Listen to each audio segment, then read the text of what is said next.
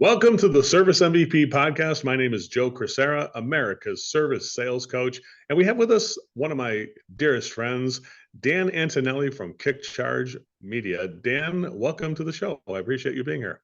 What's up, Joe? How you doing, brother? Well, it's definitely long overdue and got you on this podcast today. And today we're going to talk about brand transformation, how the branding, the sales equals success. Does that make sense? That's going to be the name of our show. Dan, I just want to start by saying, how did you wind up where you're at right now? How did you? I know it's not an overnight success story, but if you can somehow limit it to 5 minutes and give us the thumbnail version of how you got from where you were to where you are now, could you give us a little bit? And then we're going to talk about some of the transformation you have experienced with contractors. Go ahead and tell us Sure. first about yourself, Dan. It's definitely been an overnight success, like 28 years of overnights. You know the deal. You know how long it takes. Uh-huh. So I started when I was 15 years old, and I was really fascinated with hand lettering, pinstriping cars, and I was doing some signs. And I think the first actual service van that I hand lettered in my parents' backyard was for a plumbing company. I have pictures of it, believe it or not. Mm-hmm. And that's really how I got started. Is I started doing lettering on trucks, working with these small businesses, and I really wanted to be a sign painter. That was my goal. I got to work in a sign shop in Staten Island, New York. You may hear a little bit of my accent here. Mm-hmm. And I told my parents I want to be a sign painter, and they were like, "Well, maybe you should go to college first and then see if that's something you really want to do." So I wound up going to college, and I studied advertising and communications, and I found that experience actually was really valuable. It really taught me a lot about marketing. It taught me a lot about advertising. It taught me a lot about consumer psychology. So many great things came out of that. It also taught me how to write very well. So that, I think, helped me when I started writing books and started doing some of those things. So I graduated. I started working as a graphic designer in New York City, but I really missed working with all these entrepreneurs. I was working for a health insurance company, if you can imagine, producing brochures. It wasn't the most exciting line of Mm-hmm. business, but it was a good job. And I started the company on the side, like so many entrepreneurs did, working out of my basement. And I remember my wife saying, like, you need to have 50,000 in sales if you want to quit your day job, so to speak. So I was like, okay, that's my goal. I got to just do 50,000 in sales in 1 year, and then I'll be able to quit.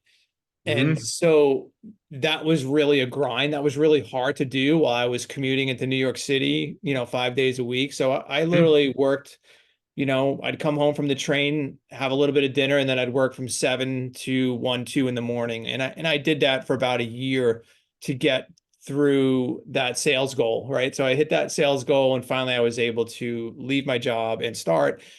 And when I started, I just had this idea that small businesses should have a place where they could go to get everything at once. So that was really my mindset. Is like, I could do the logo, I can do their lettering on their truck, and then I could do their brochure. And at the time too, websites were starting to come in.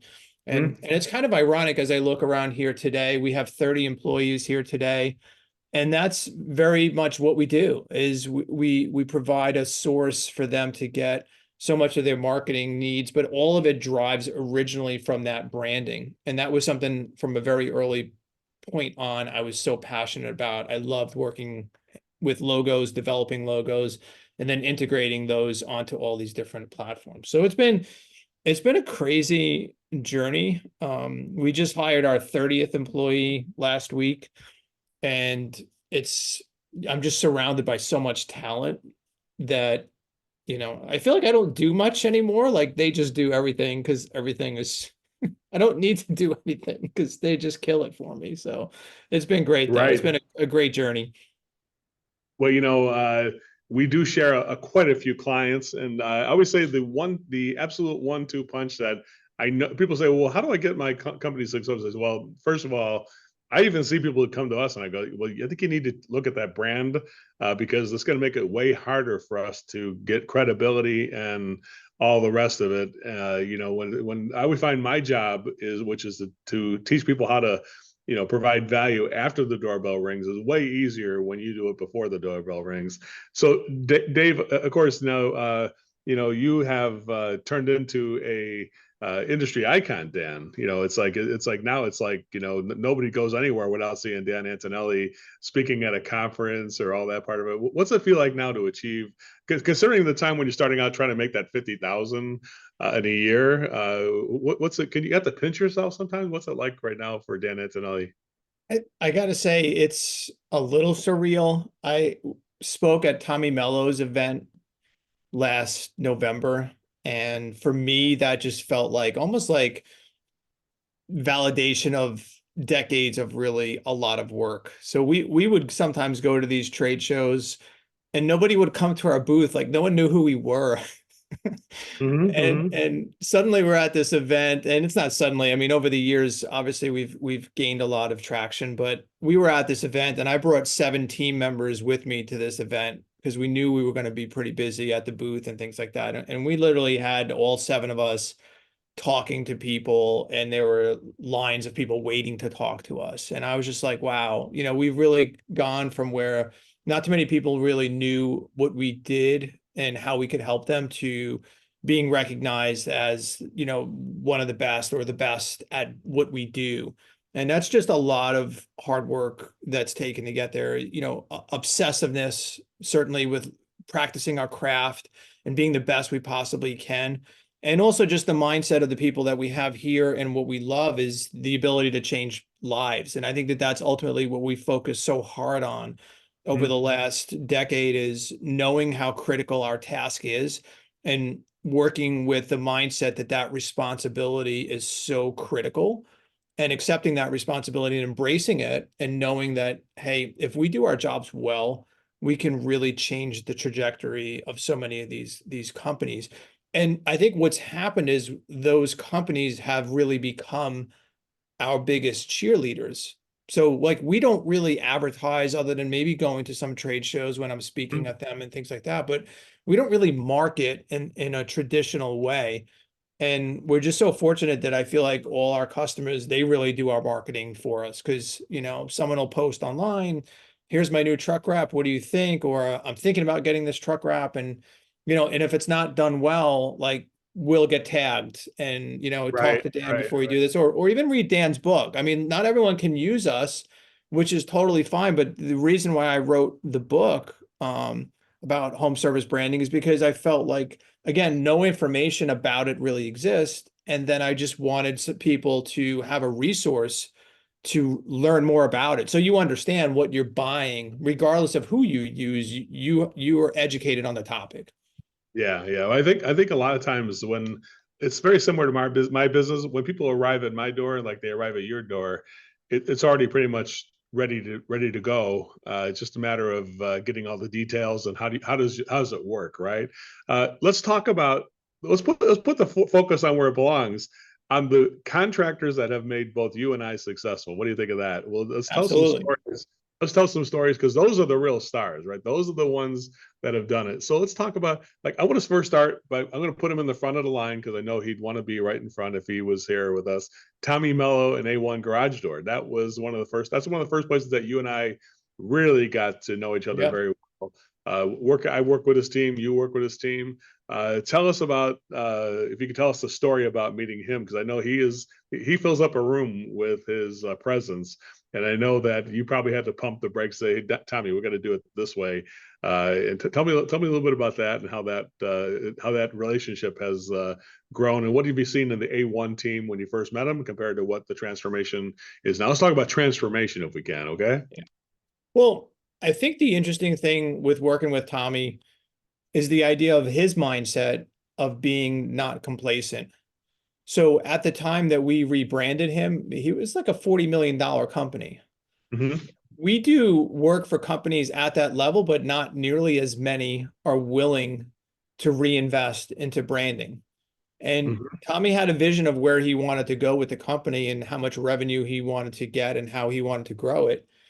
And he knew instinctively, I think, that what he had wasn't going to get him there. Even though it had got him to the 40 million, he was just facing so much pressure from a marketing perspective that it was costing so much more money on marketing. How Hmm. can I basically get it to be a household name instead? So I'm less reliant on Google. I'm less reliant on paid advertising, and I'm leveraging, these 50 or 60 or 70 trucks that I have at my disposal. How do I leverage that opportunity? And so I think the interesting thing is that he came to me from a place of not basically being complacent with what he had and knowing that it wasn't going to get him to where he wanted to go. And that takes some guts. That takes putting your ego aside. That takes, respecting the expertise of another person and putting their hands into that person. And I think working with him was easier than you would imagine. Like, honestly, like, I've worked with many big companies and there was so many layers, there was so much bureaucracy.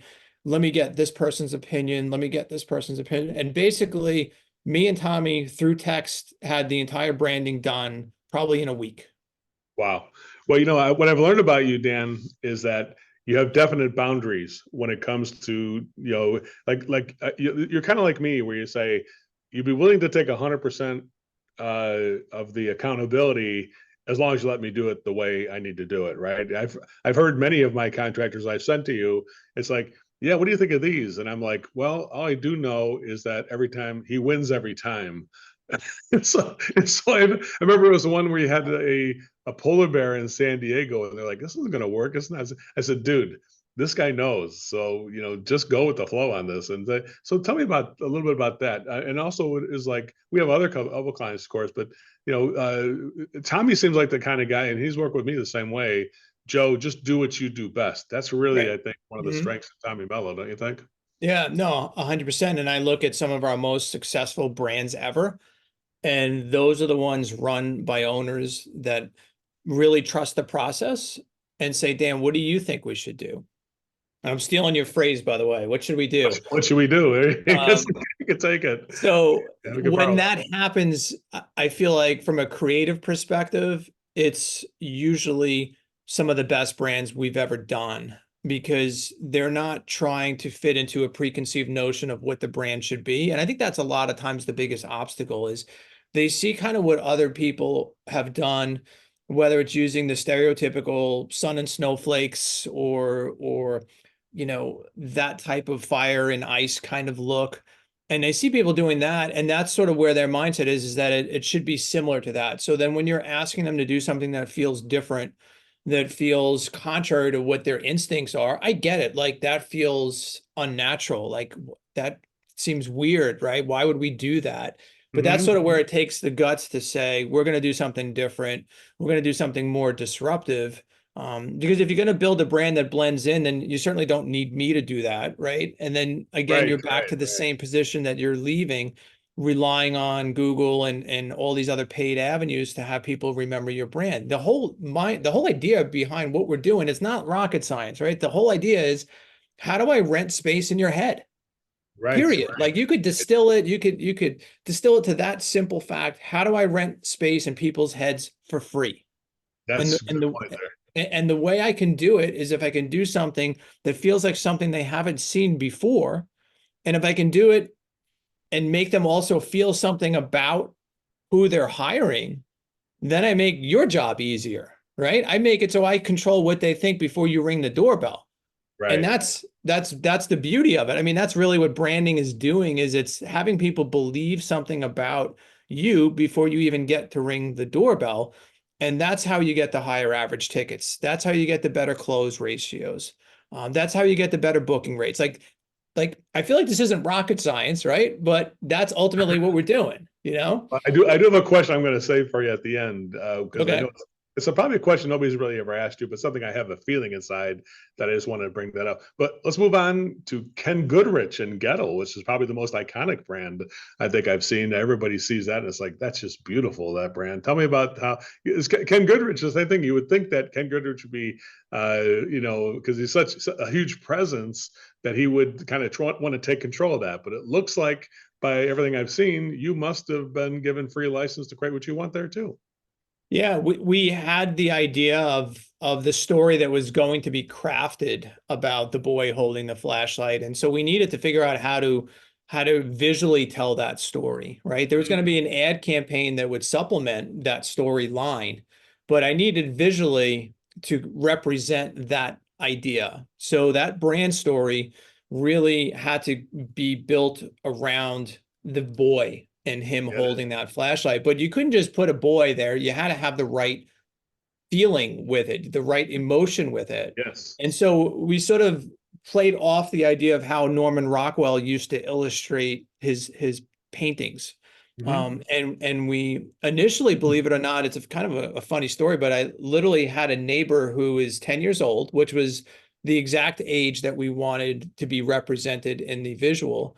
And Hmm. so I bought him overalls and I bought him the basically the newspaper cap kind of thing. Yeah.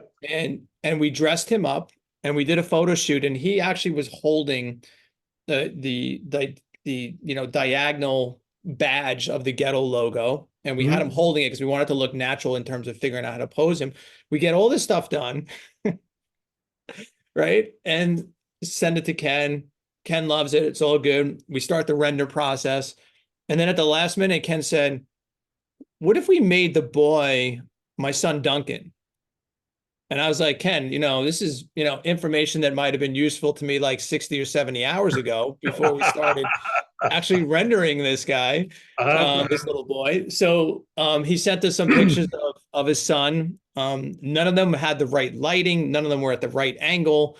And we had to sort of manufacture this pose of his son, Mhm. Duncan, holding the sign. And then we rendered it. And people, forget that he wasn't huge at the time. I mean, Goettl wasn't a big company. It was a failing company when Ken acquired it and he turned it around. But that was really the most important first step in that turnaround was getting that brand, getting that story out and having people understand what that experience would be like again working with this company. So you get that warm feeling, you get the feeling they're not going to rip me off, they're going to treat me fairly. They believe in old-fashioned values, honesty, integrity. Those are all sort of the things that brand was really communicating. Yeah, yeah. How about and let's go on to our current new champion and in place order our visionary icon at Grasshopper Services up in Albany, New York, and you got Amanda Triolo and Kelly Osterlitz who runs that team and that crew. Man, I was just up there, and everything is Grasshopper, and I didn't really see it until I lived in the environment. It's one of the few places I have a chance to go to and really experience. I call we do a thing called total immersion. Certainly, I think I felt like the Dan Antonelli total immersion in the brand there for sure because they do so much to use that brand in so many different ways. Let's tell you about your experience with Grasshopper Services and Amanda. Sure. When Amanda came to us, it was right after COVID, had happened. She ran primarily commercial HVAC, and the governor of New York had shut them down. So now she's trying to pivot into doing residential. And she came to me, and the name of the company at the time was PMA Comfort Services or PMA Comfort Solutions, something like that.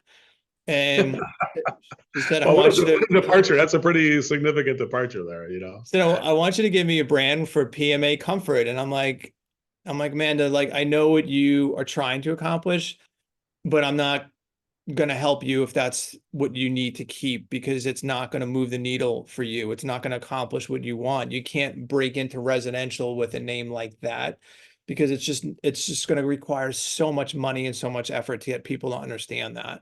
And at first, I mean, she tells a story that she was, disappointed that I wouldn't work with her. And, I of course gave her the reasons why. And then she tried to move on and keep it going with the PMA, and it just wasn't working out. So then she reached back out to me. She said, "Okay, I'm ready. Um, I'm ready to change." And so we came up with the name Grasshopper for her. I actually came up with that name myself. Interestingly enough, I didn't know all the things about a grasshopper at the time, but she had really a strong focus on the environmental aspect of HVAC, and she wanted that sort of notion to be part of Mhm. the brand story as one thing. But we came to learn that grasshoppers can only move forward as an instinct. They can't actually go backwards. And so that became really a storyline for her culture. You know, forward is a way of life became their tagline. And as a company, we will continue to move forward. We will elevate our employees. We will help them move forward. We will help our customers move forward. And so it became really, really central to their entire culture. And so when you think about branding, yes, we created a really cool logo and a really cool truck wrap and all their wall wraps and everything like that was fine. But the thing that came out of it was really from a cultural perspective, you know, what was built afterwards. And it's just incredible. I mean, what she's built and what she's been able to accomplish in only 3 years. She's coming up on 3 years in 2 weeks. And I think they're at almost 20 million in revenue, or maybe beyond 20 million in revenue now. But to go from 100,000 to 20 in 3 years is insane. They're going to have Grasshopper Day on February 1st. And Yeah. my wife, Julie, will be joining you there. I heard you're going to go to that event. Yeah. I'm going to be there. My wife, Julie, who's the president of our company, will be there as well. So you get to meet her and celebrate Grasshopper Day, the third anniversary, together. I can't tell you a story, though, and it's really interesting. I was there, and it was a customer concern that came in. Listen to this story; you're gonna love this. You can tell this one at your conferences and stuff like that. She was a customer concern, and the customer was upset about something, and they were talking about some kind of a second recall or callback. And the customer used the brand statement.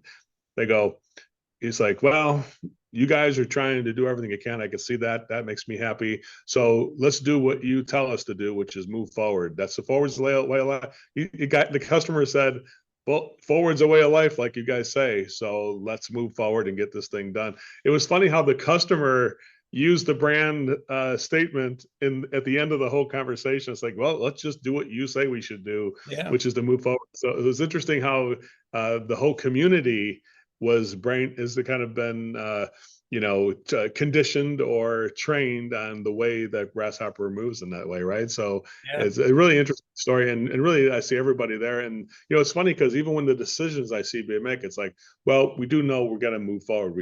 Let's not get stuck. So in a way, what it represents to them is that they're not stuck in certain things, and that's really, I think you could probably speak to that, to the branding, which is that it goes beyond just like a logo. So people, I need a logo, right? But you can see when I went there, I could experience that depth of the brand. Tell me about that. Tell me how proud you were of those type of stories when you hear those kind of things. I mean, I got to be in her space as well and walk through it and see all the wall wraps and everything that we've created there. And you see the enthusiasm, you see the energy of the people there. And, there's one thing that people, I think, that initially hire us don't understand is how the brand affects culture, right? So they hire us initially because they're like, I want to get a really cool logo and a really cool truck wrap design. Then we do those things.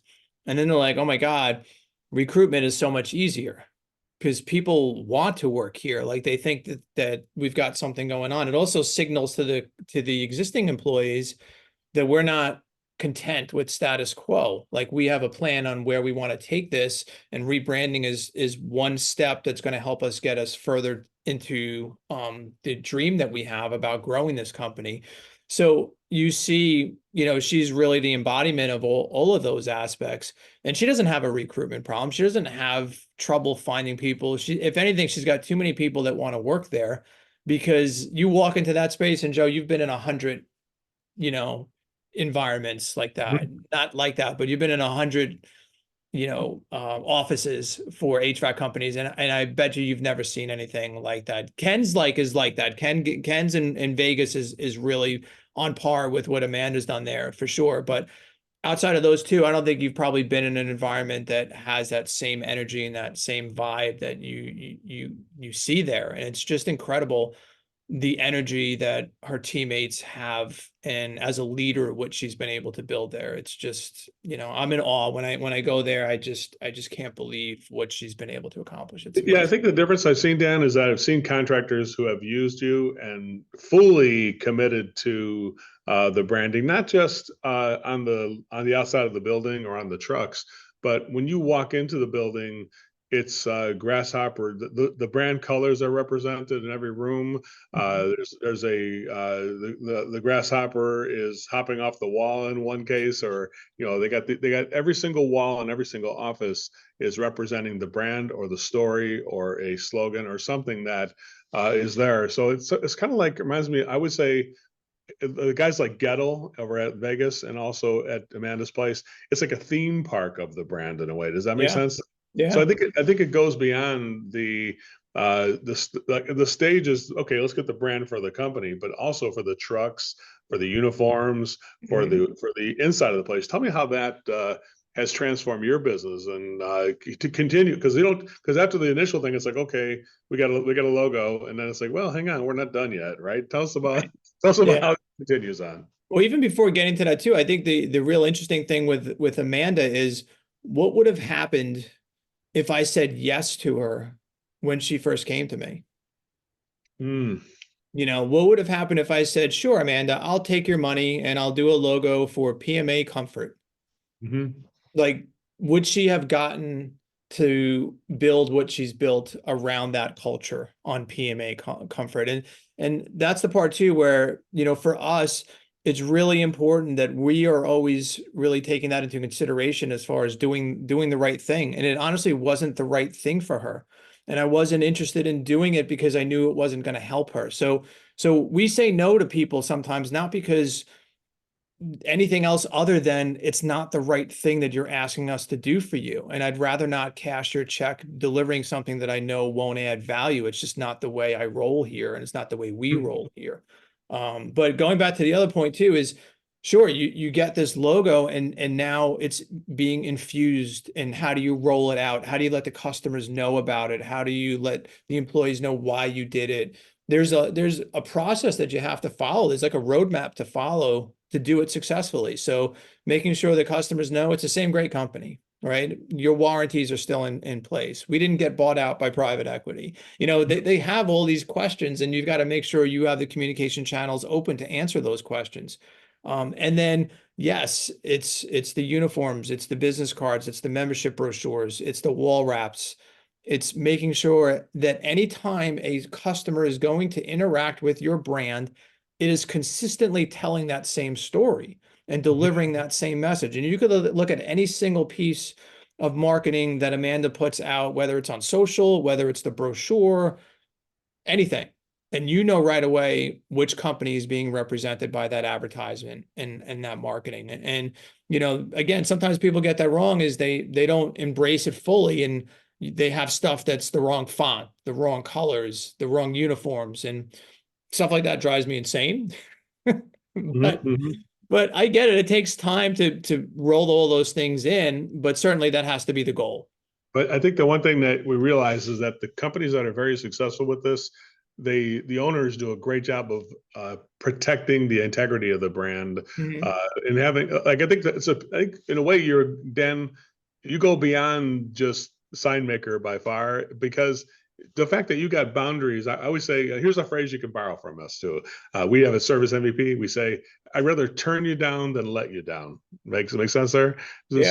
So that's very similar to what you're talking. We have the same thing here, and I think that speaks to the integrity of what you're about to get. Like, yeah, these are somebody who they're not just going to take me on as a client. They got to make sure that they get able to do it their way. But I think that the owners of the companies that work with you see that, and it's like, you know what, I'm going to make sure that the brand is represented in a way that is the integrity of the colors, the integrity of the message, the integrity of the logo. There's no changing anything. It's like, this is what we got.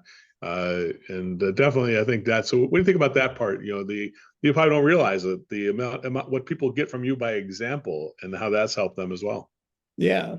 It's funny because I become Facebook friends with so many owners after we do the branding, and maybe they'll post something that their social media person put out, Mhm. and I'll screenshot it and I'll send them a message, and I'm like, this is the wrong font, that's the wrong colors. Just have them follow the brand guides that we set up for you. And they're like, oh my God, you're right. Like so like I try to do my best with that to make sure that even littlest things like the wrong font that drives Yeah, me yeah. insane, because your corporate brand guidelines have one or two very specific and deliberately chosen fonts that every single thing you put out on the street should be using. Do you think that's, well, why does it have to be that font? Well, it has to be that font because it was very deliberately chosen to match attributes of your actual logo. Like there's a thought process behind every single thing that we're recommending that you integrate. So sometimes you see that, or it'll be the wrong shade of blue or something like that. And I'll just, friendly reminder, hey, just make sure the next time you do something, like try to follow this instead and just give them some guidance.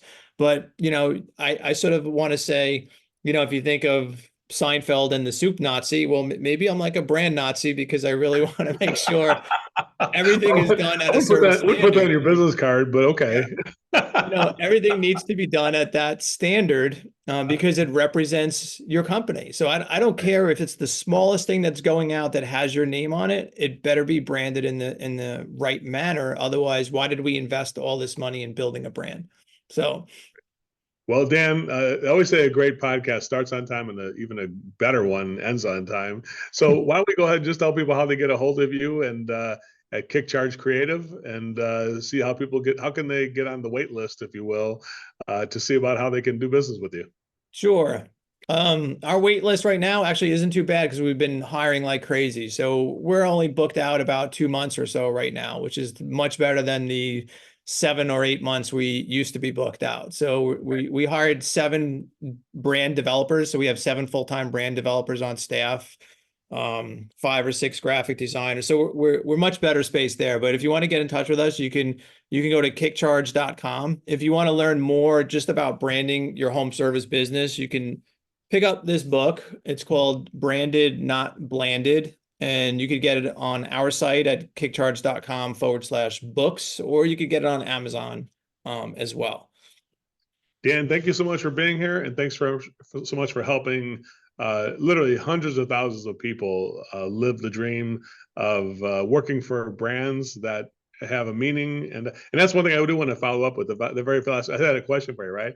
It's like, how do you know when you look at something? Because here's what I can see. I think everybody else sees the same thing. It's hidden in plain sight. Like as soon as they see something, it's like, that's Dan Antonelli. Like, so it's almost like a Picasso. Like, it's like, it's something, it's like, that has to be Dan Antonelli on that one. What do you get that feel? When you finally look at a brand that somebody's developed, maybe one of your artists or even yourself, if you happen to draw it yourself or whatnot, how do you know to get to the point where it's like, okay, this is right? What's the feeling you get or the indicator that says, yep, this is something I put my signature on?